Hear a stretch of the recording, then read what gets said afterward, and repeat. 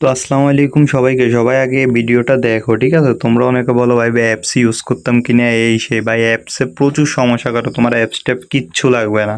অনেকে হয়তো আমার লিঙ্ক থেকে টেলিগ্রামে যায়, আবার আমার লিঙ্ক থেকে ঢুকতে অনেকের অসুবিধা হয়। তাদের জন্য ভিডিওটা, ঠিক আছে? একবারে সুন্দর মতো একটা ওয়ে দেখায় দেবো, কোনো কিছু লাগবে না, এক ক্লিকে তুমি ঢুকতে পারবা।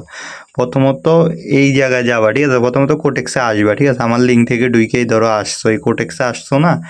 এই যে এইখানে দেখো, এই যে থ্রি লাইন, এই যে থ্রি লাইন দেখতেছো, এই থ্রি লাইনে ক্লিক করবে। এই যে এখানে থ্রি লাইনে ক্লিক করার পরে, আচ্ছা ওয়েট, হ্যাঁ এখানে থ্রি লাইনে ক্লিক করছো, ঠিক আছে?